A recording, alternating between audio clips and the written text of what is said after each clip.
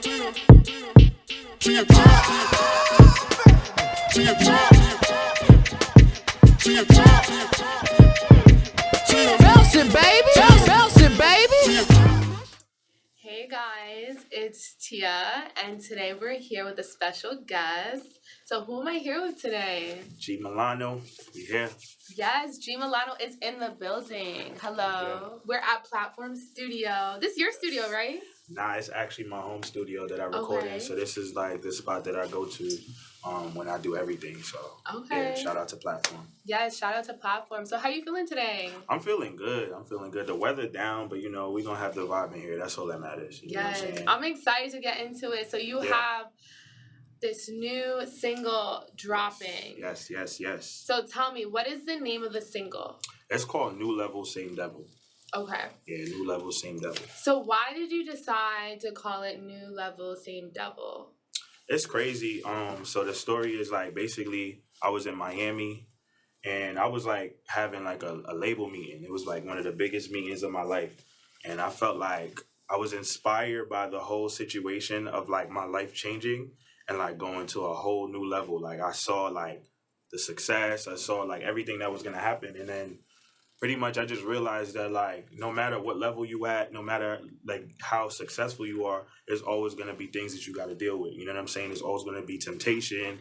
There's always gonna be like things that you gotta work through. So that's pretty much why I named this song New Level, Same Devil, because no matter what level you on, you're still gonna have struggle, you still gonna have problems, you still gonna have situations. Right. Yeah. So while you were recording this single, what struggles were you going through?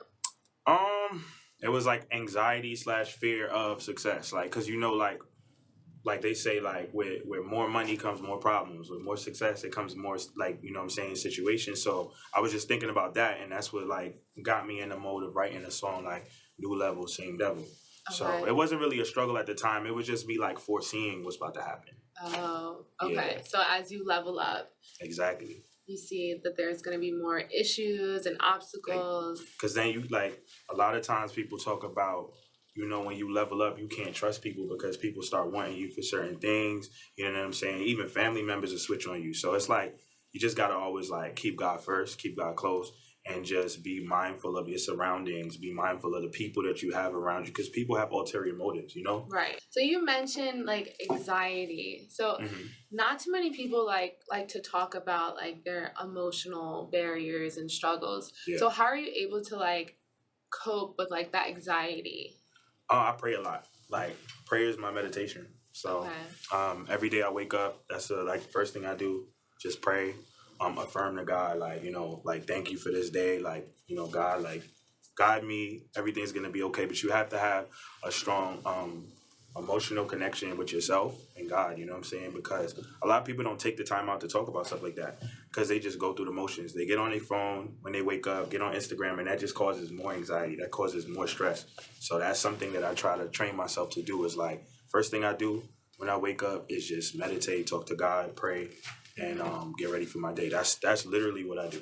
Yeah, so that's definitely like a positive message for you to share with the people, just to like be present with like yourself before you like open up yourself to the world. So like when you're waking up and you're on your phone, you're scrolling like that, I can see how that could cause people anxiety. So, exactly. Yeah. Thank you for sharing that. Yeah. It look like I just helped you out with something. Yes, of course. Yeah. We're all sharing information respectfully, today. Respectfully. So tell me about the cover art. Yes. That cover art, like I felt connected to it. What does it say to you? Like, what did you think about it? Like, there's all these vices, and like you're trying to like remain like yourself, and there's so many distractions. There's so many different, there's so many distractions. But then like with me, when I create, I like to always have layers of art and meaning because you're talking to different people. So even with my music, like it's always going to be layers. Like I'm always going to be having subliminal messages in everything I do. So in the cover art, there's subliminal messages actually. So if you look at the base value of the cover art, it's like, okay, there's distractions. But then when you look at it from a spiritual in an energetic way, it's like you could kind of see a higher meaning. Okay. The fact that I'm blindfolded, you know what I'm saying? What does that mean? I believe in the spirit realm and I believe in the physical realm. A lot of people don't talk about that stuff, you know? So if you think about that, it's like we're kind of blinded to everything that's going on in the other realm. So, you know, that's pretty much where I was going with the blindfolded. So you can look at it from a higher standpoint, and you can look at it from a lower standpoint, which is face value. And that's what I like to do. I like to connect to the people that want to think extra and the people that just want to look at it for what it is. Okay. Yeah. Interesting. Yeah. Okay. Devil can be figurative. It can be literal. Mm-hmm. So a devil could be a person to somebody, or it can be a being. It depends on how you look at it. So I just want to connect to everybody in any way, whatever meaning that you kind of want to like have, you take it with you and you take it towards your day. And if that devil might be you going to the gym in the morning, you know what I'm saying? Some people be their own devil. Some people be their own enemy. So it's just like, I just want to make sure that I'm covering all the bases. Okay. Yeah. So how much time did you take off in between from like releasing this new single? Yeah, it's been a minute. I released my last project at the end of 2020. So it's kind of like 2021 because I released it December of 2020. So it's been like a year, like a year since I like released anything. Mm-hmm. I released like a whole project with like 12, 13 songs. And then this is the first single that I released. So I took a lot of time off. Right. I've changed so much, you know, and I think I represented that on this song. Like if you listen to 4 Seasons, which is my first project, compared to this, it's like a completely new G Milano. And I'm so happy with this version of myself. Right. So what's like some of the differences of like this single and like some of your last releases? I'm gonna keep it real with you. So this is something I've been talking to my friends about this, but it's the first time I'm actually saying this. But before, like my motivation for music and my intent was different. Before, I just wanted to make a popping song. I just wanted to make a hit, you know. So I would go in the studio and literally just figure out how can I make a hit. This time around, it was way more deeper. As you can see, like I'm way more elevated. I took the time off to get, you know, more oneness with myself, you know, and just I was reading a lot of books. Bible was definitely one of those books. But I was just getting more in touch with my spirituality and all that. And I feel like now I'm okay and happy with the version of the music that I'm making now. Because before it was just like, okay, how do I add to the frequency of what's already going on? At this point, I'm trying to disrupt what's going on and like show people like, look, this is what I'm doing. Right. Yeah. So what are like some of the topics that you enjoy like talking about in your music? My music subject matter is way more intimate because I'm not for everybody anymore. You know, like I just feel like you have to like get to a certain point of growth where you know who's for you and what's for you. And I'm there right now. So right. Yeah. So how would you describe like the groups of people that listen to that music? Yeah. We trying to figure it out right now, honestly. Right. Like I think I'm doing a new thing. Yeah. I think I'm doing a new thing and I'm happy about experimenting and finding out who's that core going to be and who that niche is going to be. And I feel ultimately like it's going to lead to me building a cult following. And that's literally like what I would like to do. You know, like I don't want to cater to everybody. It's not about the masses. Like let's turn what we're doing into the masses. Mm-hmm. You know, I look up to artists like Frank Ocean, Kendrick Lamar, like J. Cole. So let's talk about like the business side of like the music industry. So what is like your role in the business side of the music industry so far? So right now I'm an artist. I'm also a songwriter. So I've been doing a lot of songwriting as well. And I think that's a way of me keeping myself expressive and being able to touch other subjects that I personally don't like connect with, because I'm still a artist at this end of the day. So sometimes my mind will visually take me somewhere else that's not connected to me, you know? Mm-hmm. And I think I could live vicariously through stories that I've heard. So I still want to do that. So I do writing. And I think that's pretty much, that's the only side of the business that I'm touching right now, just writing and just production. And like, when I say production, it's like beat making, but like I want to be the person that like puts the right producer, the right songwriter, and the right artist in the room, you know what I'm saying? And like create something big. Right. So, after I finish feeding, you know, my core fan base, what I plan to do is like actually do a project where like I'm executive producing the whole thing and just like putting the right artists on there and just putting that out as a body of work. Like that's something I've always wanted to do. Right. So I can't wait to like, you know, touch into that. Okay. Yeah. So if we're like manifesting right now, We are. You could have any artist, any engineer, anyone. Who would you want in that room? Any writer, anybody? Dang, I think about this every day, like literally. So if I could have anybody in the studio right now, is it gonna be one song? Like how we doing? Like we doing one song? It's gonna be a project. A project? Oh yeah, let's do that. 3 people. 3 people? That's it? Oh man. All right, so I'm gonna just jump the gun. I'm a nigga. Definitely, I'm a nigga. Do I get like 3 producers, 3 artists, and 3? No, you get 1 producer, 1 artist, and 1 writer. Oh man, that's crazy. That's hard. That's so hard. Okay, you made it harder. All right, so if it was 1 producer, damn, that's tough. It had to be Timbaland. Okay. It had to be Timbaland. Let's put Timbaland in the room. And if it was an artist, I'm definitely going to go with a female artist because I love female artists. And if I had to go with a female artist, it would either be her or SZA. And I can't decide. Like, I can't. Okay. I'm sorry. I just can't. Those are 2 good ones. And then, so you know what I'll do? Let's flip the game. As a producer, I'll do Timbaland, right? As the artist, it'd be SZA. And as the writer, it'd be her. Oh, okay. That's how we gonna do it. That's nice. Yeah. That's a good And then one. I'll just like be the guy that's like, yeah, that sounds good. I might touch a little bit of the keys. I might, get on the board. I might help writing. I could do everything. So I'll just be the support that they need to make it the best product that it needs to be. So talk to me about like, where do you want like your music career to go from here? I've been doing music since I was like in high school. But that was just me testing out the sound, trying stuff. But like, I've only been like professionally recording and putting music out since 2016, But now, like, because I took a break, there's been a lot of like family stuff going on and stuff. But since I took that break, it's like I'm starting all over again. So for me, I just really want to completely find who my audience is and just feed them. And like, let's just do like events. Let's do, let's do albums. Let's do like things for them. Well, speaking of events, yes, we actually met at an event. We did, and I'm wearing that cologne. Oh, you are. Yeah. The Toomey. That was real. I love cologne. I love cologne. That's why I went. Honestly, like there was a Bond 9 event last night that I didn't get to go to, and I'm so mad. But I love Bond 9 too. It's my favorite cologne. So, do you go to a lot of events? Yes, I do. Yes, I do. Why is that? I go to a lot of events because you just got to be seen. Like.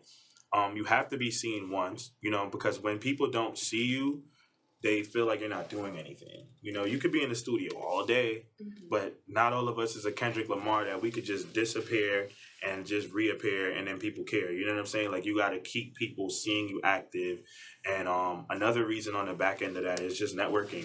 Like, you have to rub elbows with the label execs. You have to meet the A&Rs. You know what I'm saying? You have to meet the publicists. You have to start building these relationships because that's really what matters. So by you attending these events, do you feel like, has it helped your career, you feel like?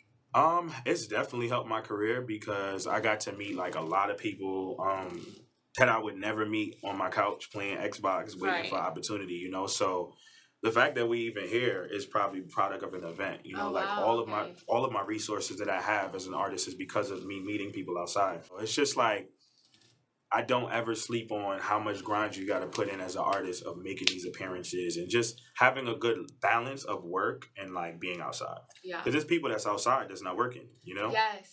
I agree with you. You definitely have to have that balance because you can, in New York City, you can get lost in the nightlife, in the events. Yeah. Like, if you're not like producing and like releasing content or music, you have to have some type of product to bring with you to the events, whether it be a physical product or like something online or content. Yeah. You know what I'm saying? So I believe like my message and our message should be like, if you're gonna go to these events, make sure you have a purpose. That's a fact. And you're communicating with all these new people. Yeah. And like have your like elevator pitch, ready. You know what I'm saying?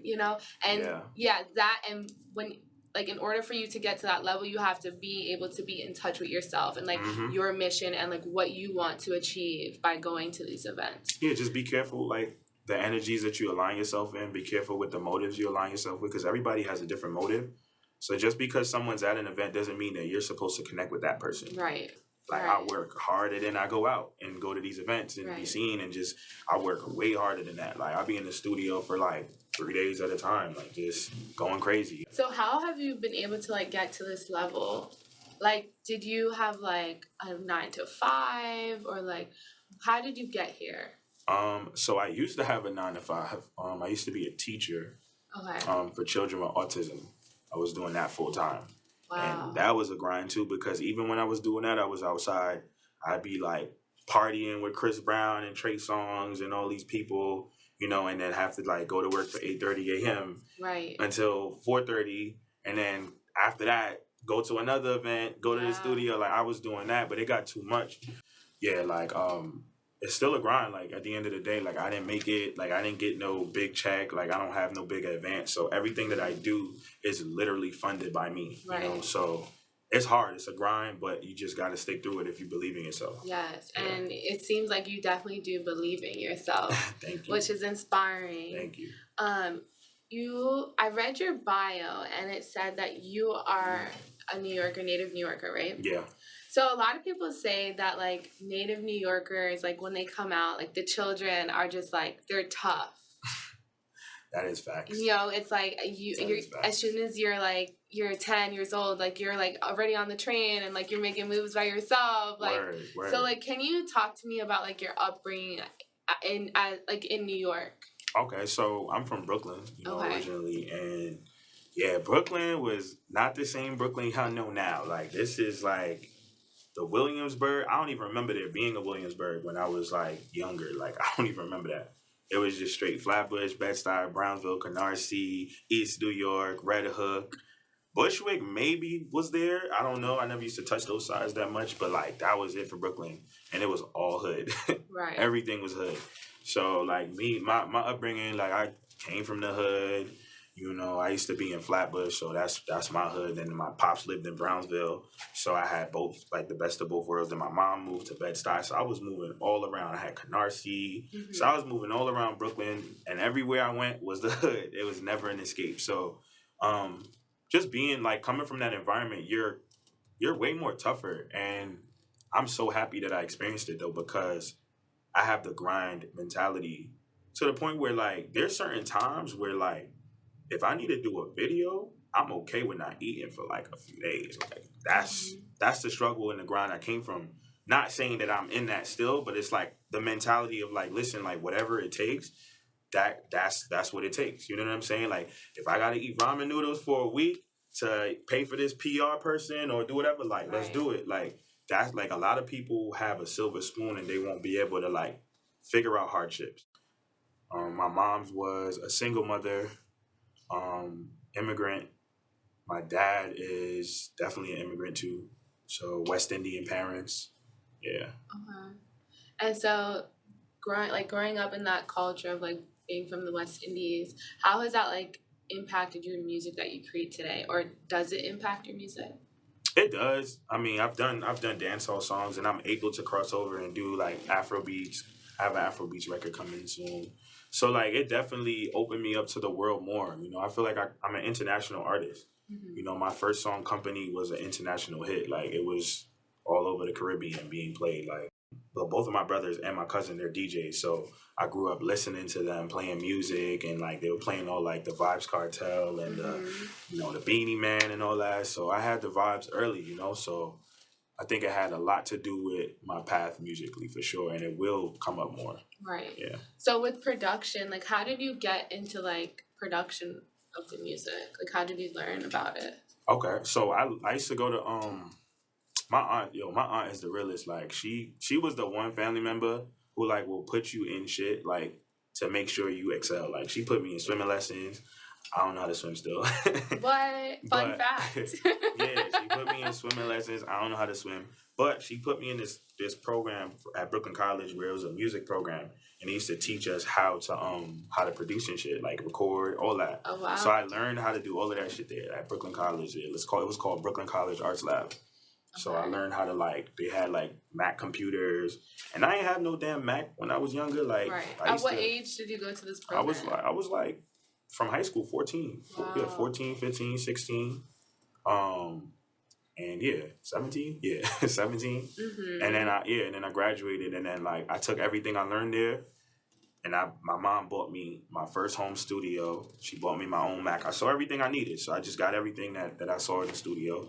And I had a home studio, and I would just practice, teach myself how to engineer, teach myself how to produce, because it's like ain't nobody trying to pay $100 an hour for studio time. Right. You know what I'm saying? When you don't got it like that. So I had to teach myself how to do everything. Okay. Yeah. So looking at like your music catalog, are there any songs that like you regret that you released?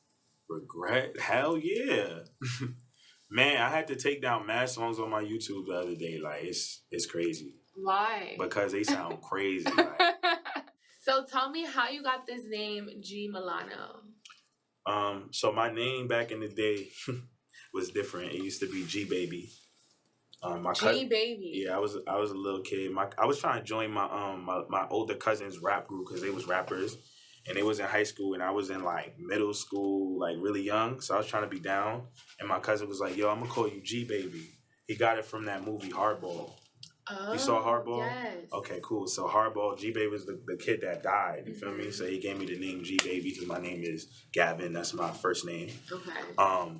So he called me that. But then as I got to high school, that shit got outdated. Like, people start making fun of it. Like girls liked it, but, you know, the guys be like, yo, G Baby. Like, yeah. And I was like, you know what? I got to put some sauce on it, you know? And shout out to my mom's, God rest her soul.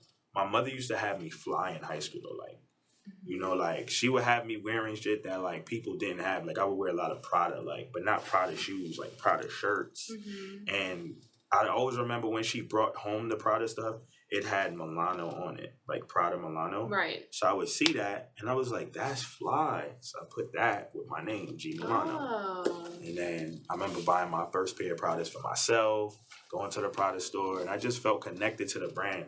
So I was just like, yo, like, G Milano. You know, like, I love fashion. That's another thing that I love. So I'm like, let me make a name that when people hear it, they automatically will identify me with Milano, which is one of the fashion capitals of the world. So how would you describe your fashion taste? Like, do you like wearing clothes that's like on trend, or are you someone that likes to pull from like different eras? So my fashion sense is I just like having one statement on. Like, no matter what, like, outfit that I choose, like, it's just gonna be one thing that you have to stop me. Like, oh my gosh, I like that. Like, I like fashion is conversation for me. Mm-hmm. So, like, if I go out and people don't give me a compliment, I feel like, damn, I didn't do it. Like, if somebody doesn't come up to me and touch what I'm wearing, I'll be like, yo, that's hard, or where'd you get that from? Then I didn't do it. So, that's pretty much what I look for. I look for unique pieces. I'm not really an era person like that I dressed in the 90s. I just want to find that one unique piece, that statement that's going to have you, like, stop me, like, yo, bro, what's that? Or, yo, man, you know what I'm saying? So, okay. Yeah. That's do you like what I got on today? Yes, I like the green. This the statement, right? This the statement? Yes, that's the statement. Well, keep doing that. I love that. Thank you. She says she liked my outfit, so I'm blushing right now.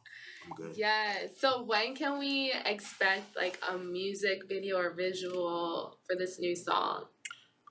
So the video is definitely gonna come soon. I think we about to start shooting that joint probably the next 2 weeks or so. I want to get it. I just want to get it out. Like. So summer is here. Do you have any like plans or, you know, anything that the people should be expecting? Yes, I do. So my plan is to just release like singles all summer, videos all summer. My birthday's in the summer, so I'm gonna be doing something special. I do something special. When's your birthday? September. Oh, okay. Yeah, like right in the beginning, like Labor Day weekend. That's my birthday. Oh, wow. So I love that. So wait, what is your zodiac sign? I'm a Virgo. Okay, cool. Yeah, what's yours? I'm a Sagittarius. You a Sag? My mom's a Sag. Oh. When's your birthday? December 18th. My mom's December 4th. Oh. Yeah. He has the same birthday as Jay-Z. Okay. And my mom. So I was born for great, and I'm like, but yeah, like this summer's gonna be lit. Like I just want to be outside more, but then like also releasing stuff more. I want people to be talking about what I'm releasing more. Yes. So you're gonna see more of me, like content. I told people the floodgates is open now with new levels.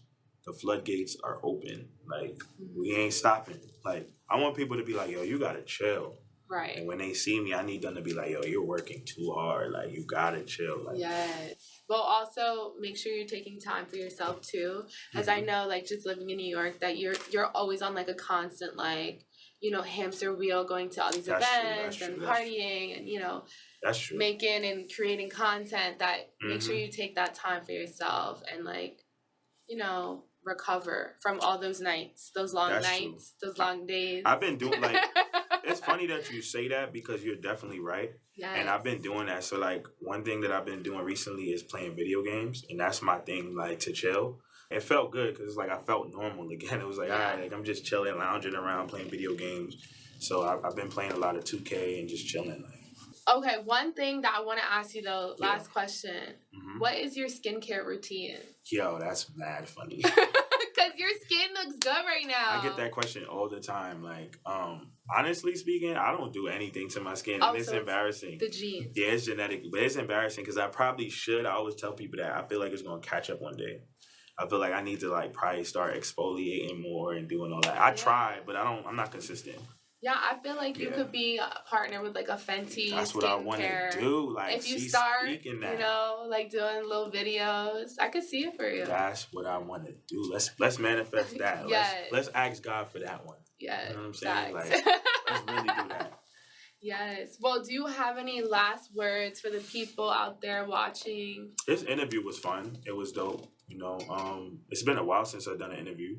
So thank you for pulling up. You know, I just want to say that to you real quick. Thank you. And came in here smelling nice, smelling good, looking good, and all that. But but to the fans out there and the supporters, I really appreciate everybody that's been sharing my cover art. That's been like commenting, and I just want y'all to keep going. Like, it's one fan a day. So if you out there and you listening, I really appreciate you. And it's no fanship. I got supporters. I got family. I got love. Like, that's how I address my people that support me. Like, and it ain't no fans. I don't call y'all fans. Like, we family, and y'all supporting me. So that's all it is. So thank you. Yes, of course. Well, thank you guys for watching. And Tia is out. Bye.